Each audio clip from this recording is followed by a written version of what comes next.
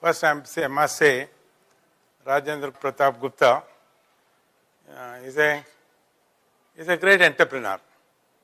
An entrepreneur and also a person who will not take a no. So one day he told me, Dr. Reddy, you are inaugurating this conference on that day. You know, we're talking something up to what to do about the big challenge that India and the world has on the non-communicable diseases. At that time I said, yes, I will. Then he said, it's 13th morning. And I found that I was in a board meeting, but nothing happened. I'm glad that I'm here to share with you the vision and the need for telemedicine. But Dr. Abdul Kalam was really a wonderful person. We lost him. You know about him, the missile man, missile scientist, such a wonderful person. After all these things, I went back to Shillong. And then again I am coming here. It is because of the request of your good soul. His name is Rajendra Gupta. He is your chairman. And he is my best friend. We were together in 11 Ashoka Road for quite a long time.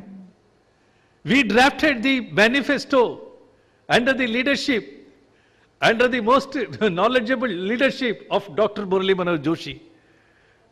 More than myself, our Rajendra Gupta was instrumental in shaping the manifesto of this present ruling party. Rajendra ji is a very great intellectual, and because of him, the manifesto came out very well. And when he requested me, please come, how can I say no? So again I started from Shillong, I came here. I am in the midst of you. You are telling much about healthcare. धन्यवाद sir. आदरणीय राजीव जी, आदरणीय निशंक जी, आदरणीय श्री राजेंद्र जी और आदरणीय ललित जी, और इस आभासी माध्यम पर उपस्थित सभी आत्मीय बंधु भगिनी, ये जो दोनों विषय है ये मेरी तज्ञता के विषय नहीं है। समाज का काम करना पड़ता है तो समाज के स्थिति के बारे में एक साधारण जानकारी ऐसे सभी लोगों को रखनी पड़ती है, उतनी मैं रखता हूं। ऐसा होने पर भी इन दो पुस्तकों के विमोचन के लिए मुझे शायद इसलिए आमंत्रित किया होगा राजेंद्र जी ने कि हम लोग पिछले 5-6 साल से मिलते हैं, बात करते हैं, अनेक प्रकार की चर्चा करते हैं, और चर्चा में ध्यान में आता है कि विचार की दिशाएं हमारी बहुत जगह मिलती है, और इसलिए शायद उन्होंने कहने के बाद ज्यादा देर में ना नहीं कर सका।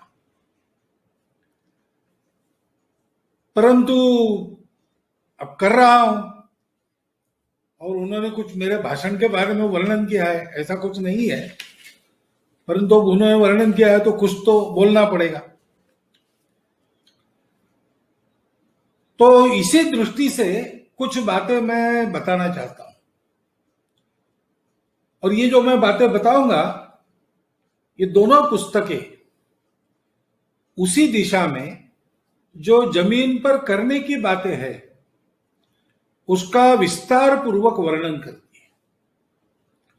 उस डिटेल में मैं नहीं जाऊंगा क्योंकि वो पुस्तकों में है और वो पुस्तकों से ही पढ़ने में मजा है। कोविड के संदर्भ में चर्चा बहुत हुई, पुस्तकें भी उसी संदर्भ में कुछ बातें उसमें लिखी गई है, विशेषकर ये अर्थव्यवस्था वाली जो पुस्तक है उसमें। दोनों पुस्तकों में समय के अनुसार उसका क्या मूल्य रूप होना चाहिए इसकी बहुत अच्छी विस्तार पूर्वक चर्चा की है। गुप्ता जी हमारे चिंतक तो है ही, लेकिन वो हवा में चिंतन करने वाले व्यक्ति नहीं है, बिल्कुल व्यावहारिक सामयिक ऐसा चिंतन करते हैं और परिणाम लाने पर विश्वास करते हैं, परिणाम लाकर देखते भी।